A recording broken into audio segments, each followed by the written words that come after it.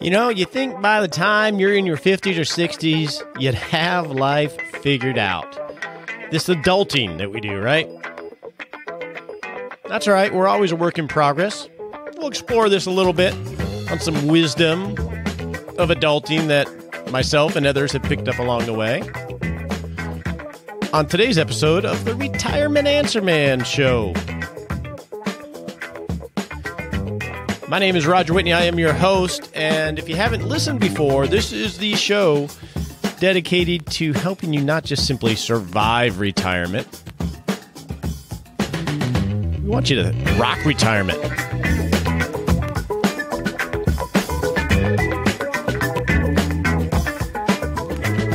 I just love a good rhythm. Not that I can dance worth a lick, but I love a good rhythm. I'm a very good seat dancer. My wife makes fun of me when I'm dancing in the car while I'm driving, but you put me on my feet and, oh, Lord, pretty bad. Welcome to the show. We are continuing a week-long series on answering your questions, listener questions. What I love about this is, one, got a lot of smart people that listen to the show, and two, they're asking questions that most likely you're dealing with as well. That's the joy of sort of walking this journey together, is that we get to crowdsource figuring out how to lead a great life. So we're going to do that in the practical planning segment, but we can't do anything until we have that all-important disclaimer.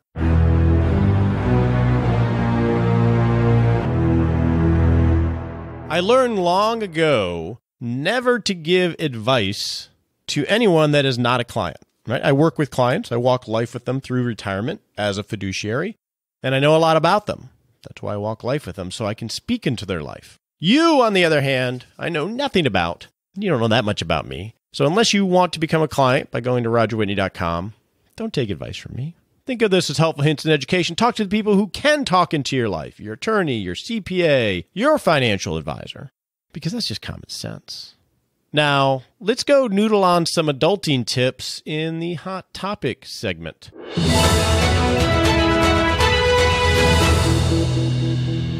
Nicole sent me an article a few weeks ago about tips for being a better adult.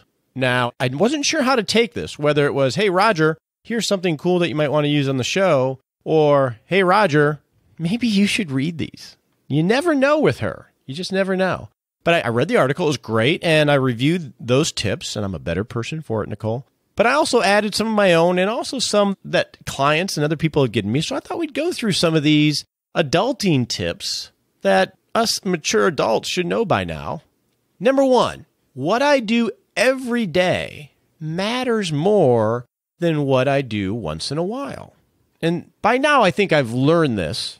Now, learning and execution is another thing, right? Whether it's eating healthier every day is more important than eating healthier when you're feeling unhealthy, right? We are literally, our lives is the end result of all the little habits of things we do consistently on a daily basis. I just came back from Podcast Movement a few weeks ago and talking to a lot of newer podcasters. And by now, I'm like one of the, the more mature, made it kind of podcasters, I guess. I don't know. But I was talking to a lot of fellow podcasters that was just starting out. And they want all of these tips about, how do I grow the podcast? How do I get people to listen to my message? How do I build community? And I said, I don't know. I mean, what I try to do with this show is show up, one. So we're on episode 235.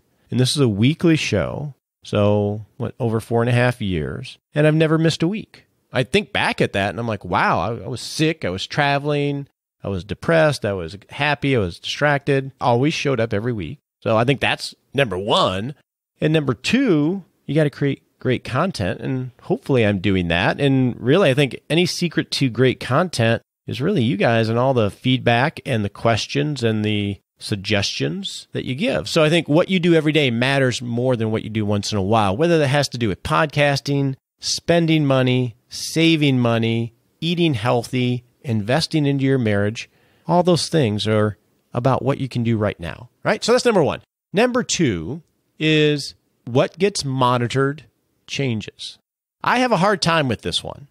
So what gets monitored consistently is where you're going to see change in your life. So as an example, was telling my wife this the other day. I have been a little concerned about my discretionary spending in the business and in my personal life. Nothing that's crazy out of hand. But I was just like, wow, I feel like I'm not thinking enough before I spend money. And, last week we talked about how easy it is to spend money. So what I started was a little daily tracker. Maybe I mentioned this before, where I have like 4 or 5 things that I track every single day. And one of those is my discretionary personal spending and my discretionary business spending. And just by tracking those, writing down or typing in on my spreadsheet every day, I saw a very quick drop in my daily spending just by tracking it. So whether it's that, whether it's exercise or telling your spouse or your kids you love them or anything, what gets tracked usually gets changed. Number 3 is every medicine can become poison, right? There are so many things. And now medicine, I'm not talking about your pills, but there could be pills too. But too much of any good thing can be really, really bad, right? Email is very powerful, but that is something that has become poison for a lot of people. Social media is another big one. Work, treats, all those things, anything that you do to excess that actually in moderation is really good for you can be really, really bad. That's a good adulting tip, right? Next one, and I find this when I'm starting to work with new clients. Things often get harder before they get easier. So when I'm engaging with a new client, once we've had a discussion, we both decide that it's a fit. Usually it's getting all of the black and white financials in order, and that takes time, especially for someone that hasn't done it. And then downloading how I approach things and the backstory or the color to all those financials that the individual client has, that takes some work and it takes some conversations. It's not like hitting an easy button. And usually when there's an easy button, it's usually probably not a good long-term solution. I see that in planning and investing all the time. We have a worry, and rather than going through a process that leads to strategy, that leads to tactics, we just buy something that is marketing, hey, if you have this problem, buy this and it will fix it. So things often get harder before they get easier. The next one is don't let the perfect be the enemy of the good. Right? That's Voltaire, I think, originally said something to that effect. And I'm a big believer in this. That's why I use agile retirement management, because I'm a believer in momentum and intentionality in planning. And what I see very often is overanalyzation and getting bogged down in details too quickly. Now, the details are important, but they can reveal themselves in their proper sequence. But what I see happen in planning is we get way bogged down in the details way too early, and we do a lot of thinking and a lot of strategizing, but never actually get to any actionable decisions that we can do anything about right now. And it sort of zaps the passion out of being intentional, those little things we can do today. So being good, if you have a good process where you're iterating quickly, is good enough, in my opinion. Get momentum going. The next one is there is no wizard. There is no wizard.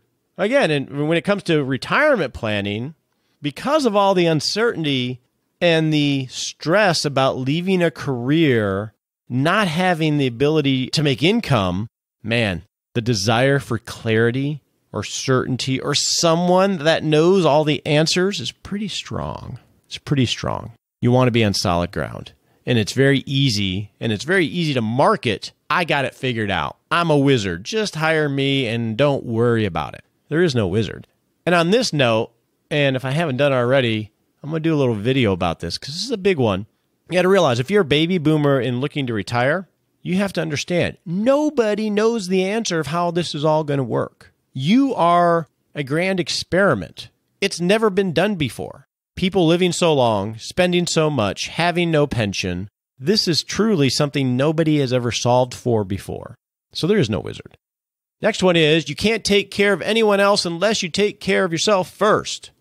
So important. Have your own house in order before you can take care of anyone else. Self-care is one of the most important things you can do because if you don't, you're not going to be able to be there in the way you need to be for the ones you love. Right? That's a good adulting thing.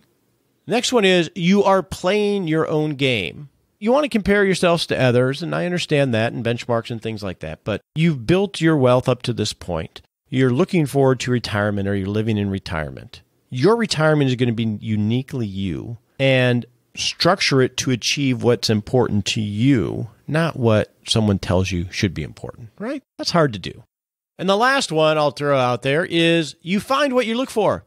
If you're looking for all the worries in the world, you will find them, and you'll find many that really aren't that important to you, but you'll worry about them anyway. If you look for opportunities and ways to take action and the good in people, you're going to find all that too. It doesn't make you Pollyannish. You got to be a realist about it. But generally, you find what you look for. If you're having something that's impacting you that, say, you really wouldn't choose, it's easy to look at all the negatives about it, dwell on them, and focus on them. It's easy to do that, and that's going to get you stuck. You got to acknowledge what's happening, and then ultimately, at some point, start to look forward to what can I take action on? What does this make possible? Those type of things. Those are some good adulting rules that I've learned over my years. I'm sure I'll learn a lot more the hard way, and I'm sure I'll learn these again the hard way. But I hope you take these and create a better life. Now, let's go talk to Nicole and answer some of your questions.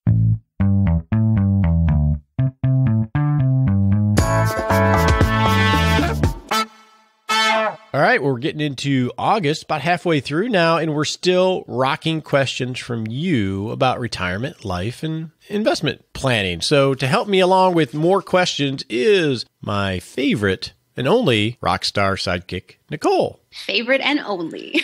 So you're my favorite. It's like saying you're my favorite child and it's an only child, right? You're my favorite rock star, Nicole. Well, thank you. And I have something that is one of your favorites. I've got 2 audio questions today. Bam. Okay, let's get to the first one. Who do we got? We have a question from Craig. Roger, what 1 or 2 questions do you wish a new client or prospective client would ask you, but typically do not, and why those questions? Thanks. That's a really hard question, Craig. That's a good one, though, because we have a worksheet on how to interview a prospective advisor in our Learning Center, which I'm actually pretty proud of. So I would definitely suggest that you go check that out because I think it's a great framework. But there's like 20 questions in how to conduct an advisor interview. But you're asking, what's the 1 or 2 questions that you don't hear asked that you think are really important? So I think it goes to this. If you're going to hire an advisor to help you make investment decisions and really life decisions when it comes to retirement and help you be a good steward, it's probably pretty important to know what kind of lens they use to view life and the world, because that lens is going to color any advice they give you. So as an example, I would say those 1 or 2 questions, Craig, are going to be focused on that. What lens are they using that's going to color all the advice they give you? Because, their retirement process, their investment process, those are black and white things, and you can really get a handle on those. But, if they view the world as, hey, man, the best days of the world are behind us, and it's all about how do you manage in the coming scarcity of the world markets and the decline of the United States and all that, well, heck, there may be some case for that, but if that's what they think is definitely going to happen, well, I think their investment advice is going to reflect that pretty clearly. And does that really jive with what your view of the world is? Well, let's talk about retirement. If they view retirement as simply a investment issue and a math problem and solving the math problem, well, all of their advice is going to be filtered by that lens in the advice they give you, and that may jive with you, but realize that's going to be the limitation of their thinking. And I think we see that one a lot when it comes to financial advisors. They think about only saving and investing and the math around it. If that's the lens and they can't really think outside of that viewpoint, well, that's how you're going to get advice. And that's going to potentially be good if it jives with how you think, but it could really limit the creativity and how you create a great life. So, Craig, the 1 or 2 questions I wish someone would ask early on, and it's really more about listening than asking, is to hear what lens they're filtering investing and helping you make life decisions. Because you can have the best process in the world, you can have a very solid investment process or retirement planning process, but if it's filtered by a lens that doesn't fit how you view the world and what you want to aspire to, wow, that's going to be a really bad fit. Our next audio question is from Becky. Hi, Roger and Nicole. This is Becky. I love your podcast. My father is 90 years old and starting to show cognitive decline. He's well taken care of by my stepmother and his kids, but his decline has got me thinking. We all hope that we'll have a good support system in place when we reach that stage of life, but of course there's no guarantees. So my question is, what steps would you recommend for someone to put in place for their late retirement years? To sort of put it on cruise control, I guess, is what I was thinking. So that would include steps that would make life as simple as possible for those who are there to help, protecting that person from others who would take advantage of them. And most importantly, what I've been thinking watching my father is, what steps could a person take to protect their finances from themselves as their cognitive abilities begin to decline? Thanks so much. Becky, that sounds like an entire series. That sounds like something we may need to spend an entire month on. What do you think, Nicole? That's a big one. That's a very complicated answer. My grandfather is actually nearly 90, and I feel like it's very hard to walk that fine line of respecting their independence and privacy and then knowing when to step in and take control when you have to. Yeah, and I've dealt with clients where you're starting to see some cognitive issues. And this is something actually the industry is trying to grapple with, of how do you know when to reach out and who do you reach out to, right? Because if a client has an account and you're feeling like there's cognitive issues, there's nobody to reach out to because there's confidentiality, right? So you may not know who the son is or the daughter is or who the network is around the person, and you may be legally not allowed to go reach out to them. And they're grappling with that. So, Becky, I think we might make that a series, not just for how do we deal with our parents or loved ones, but how do we deal with ourselves. What I have seen done in a healthy way is exactly what you're doing, is some forethought around the network, having that network, having some things in place. So here are some examples that I've had, some personal experience with clients walking that direction. One is I've had clients come to me later in life that were generally doing it all themselves because they wanted to have a trusted third party involved, not just for themselves, but for their spouse, who may not have been involved in a lot of the financial decisions and management. And they wanted to have a relationship with someone that's trusted before it was actually needed. That's one. Two, and my aunt has done a really good job of this, and she was on the show a month or two ago. She's got a great spirit about her and her husband. And they moved, and I'm comfortable that she's cool with me talking about this, but they moved to a different city as they downsized their house and have started to make relationships and tour senior care facilities with the idea that they wanted to, one, poke the tires and build relationships with people, tour them and get to know people that work at different ones, with the idea that they're going to ultimately move into one where they can be totally independent, but there's this path of additional care as they become older physically, but also mentally. And so they're already, they're the most alive people I know, but they're already doing some of that due diligence so they can not have to find some place and not having ever looked at one or toured one or having no relationship. So they're already building that. And when they decided to move to a certain spot, they researched the healthcare network and the proximity to their house and to some of the places they're looking at. So I think there are those things that can be done proactively. Third is there are documents that you can do, whether it's having powers of attorney with trusted ones that you want to help monitor the accounts and make decisions, all the way down to trust accounts where you have a third-party trustee that will help protect you from yourself. You get the more legal you get, the more constrained you get in what you can do. But I have had instances where, statements are being sent to a third party that's trusted so they can see what the spending looks like and just monitor for anything wacky that starts to come out. But this is definitely a deep issue, but those are some things that I've seen. So hopefully that helps a little bit, Becky. Our next question is from Nicholas, who wrote in that he's planning to retire at the end of 2019 in the Philippines. That's pretty cool. And he needs advice on taking a monthly payment or lump sum on his pension. And Nicholas, we actually have answered similar questions before on the show, and Roger dedicated an entire Roger That episode to answering this question. So I'll be sure to put a link to that in Six Shot Saturday. FYI, if you are not familiar with it, Roger That is Roger's YouTube channel where he has a lot of fun. He often films on location whenever he's traveling for business. You might get to see Sherlock, his dog, and it's also helpful and informative as well. So check that out. Our next question is from Drew, who wrote in, Roger, my wife and I love the book and the podcast. Yay! Yay! I've struggled for years on where to invest when stocks and bonds are both potentially heading downward. Listening to your recent podcasts about the potential shortcomings of the bond market when interest rates are rising caused me to once again start thinking about where to invest now that stocks and bonds both have a questionable outlook. A portfolio allocation of stocks and safe bonds doesn't seem to provide the security needed. Are there other types of investments I should be exploring? There are lots of different asset classes. The hard part is a lot of these asset classes may move in tandem during certain periods of time. We talked about correlation last week. So when I think about investing, Drew, I think about a balance sheet, not an investment portfolio.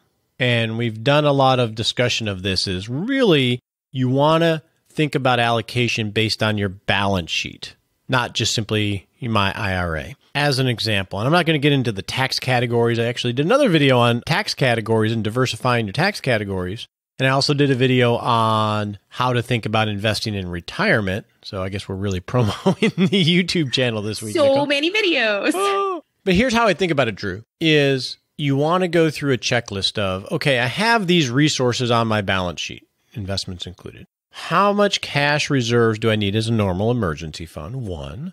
How much money do I need to create a paycheck for myself if you're drawing in retirement? 2, and that's the bucket approach.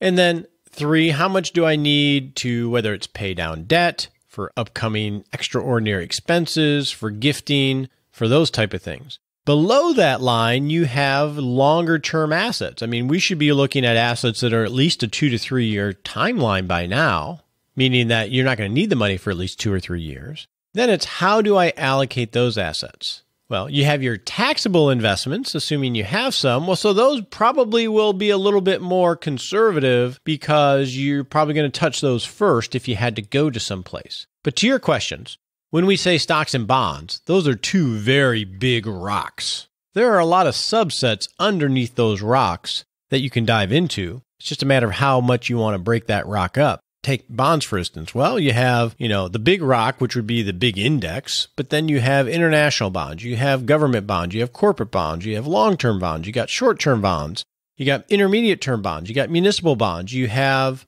bank loan type of investments. You have lots of different pieces that all act a little bit differently. But generally, in the same thing with stocks, we could divide that up into a bunch of different pieces beyond just simply the S&P 500 index, which is one reason why when it comes to index investing, the way those things are constructed, that's a whole nother sidebar that, they're not near as diversified as you think they are simply because of how they're constructed.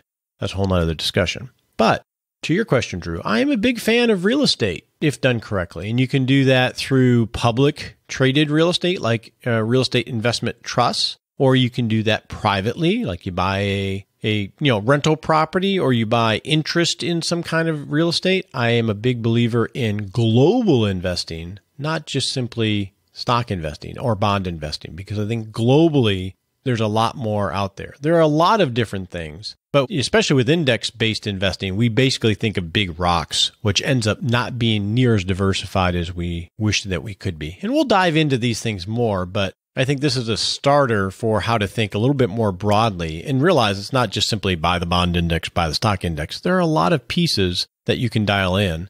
On a side note, I'm just going here, Nicole, now. On a side note, when it comes to bond investing, and we've talked about this before, because of this period of change, whether it's an online money market, buying short-term bonds that don't have as much price risk because they mature, or whether it's using the insured cash account in a 401k, things that are yielding, we'll say, between 1.5% and 2.5%, but don't move, don't have price risk. I'm a big fan of those for a good portion of what can go in bond investments because you're getting almost all the yield with no price risk until we get to some normalization of interest rates. So there are things you can do along that realm. You can see how complicated it can be, but I think broad diversification, real diversification beyond how indexes are created can help a lot. And you know, Drew, here's the hard part with answering questions like that, is that there are so many different layers that if I say one thing in my head, well, if I say that, I got to go over here too. And if I go over there, I got to go over here, because this can be pretty complicated. And so hopefully I gave you an answer that is actually actionable. But I think the key is to be a lot more diversified than what normally people are. And I do think there are a lot of different asset classes you can look at. Our last question this episode is really more of another comment, and it comes from Tom, who just listened to our Social Security episodes from last month, and he wrote in with a couple of additional calculators to recommend. And Tom, I got to tell you, you are awesome. So we were talking about the Social Security detailed calculator on the Social Security SSA.gov. And I was whining because they'd say right there on the site that, hey, if you don't have an old version of operating systems for an Apple computer or Mac computer, that this ain't going to work. And you gave me a link, which we're going to put in Six Shot Saturday, that shows that they have an online version where you don't have to download anything, so it works for everybody. And I just used it the other day. And in fact, it may be out by now, but I'm going to do a video showing the impact of making sure you dial in what your true Social Security benefit's going to be if you retire early. But anyway, if you have a Mac and you want to use the SSA.gov detailed calculator so you can estimate what your benefits will be if you don't actually work until 65, Tom showed me a way, and we're going to share it with you where you can still use that detailed calculator. He gives a second calculator, which is called Open Social Security, which I have not used, but he says is really good, and we'll have a link to that in the show notes. So thanks so much, Tom. You really helped me, so I appreciate that. We are going to have a very full Six Shot Saturday this week. Nicole rolls her eyes every time I say, and we'll include a link to that. She's like, because she helps organize all that. Okay, let's go get happy. Let's get to the Happy Lab.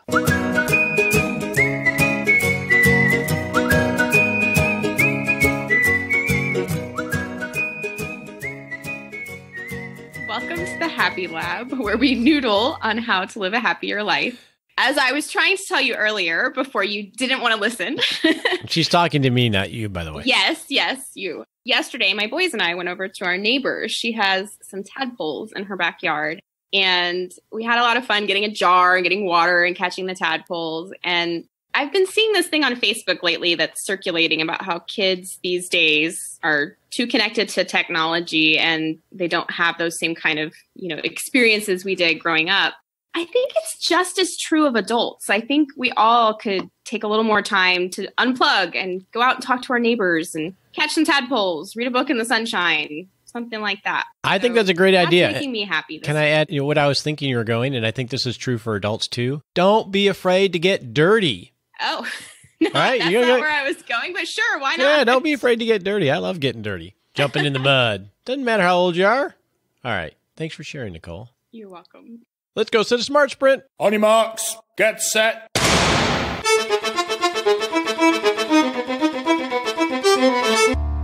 Welcome to the Smart Sprint segment where we set a 7-day goal to take a little baby step to dialing in how we're gonna rock retirement.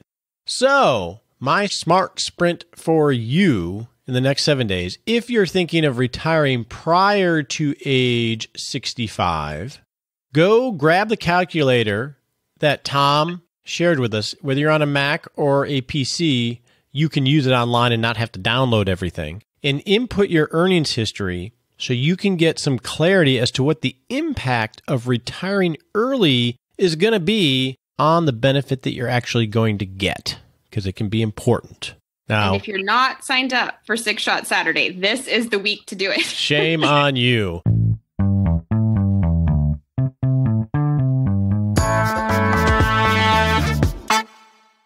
So, Nicole, one reason I'm excited about this special project, this educational project that we're being asked about and that we're noodling on, is because of Drew's question. That is a perfect question that we're going to be able to go a lot deeper into investing, retirement planning, Social Security, a lot deeper than we can, because it'll be video and slide share and things like that on questions like this, so we can really dial in the answers, because there's so many layers to it. So I'm excited about that. It's going to be awesome. Yeah, I hope so. Until next week, she is Nicole, I am Roger, and you are going to rock retirement. We appreciate you joining us today for this episode of Retirement Answer Man. Be sure to visit rogerwhitney.com/answers to access the Retirement Answer Library with over 30 checklists to help you make the most of the only life you have. Remember, you have more power than you realize to create an amazing life starting today with Retirement Answer Man. The opinions voiced in this material are for general information only and are not intended to provide specific advice or recommendations for any individual. All performance referenced is historical and no guarantee of future results. All indices are unmanaged and may not be invested into directly. Have a wonderful day.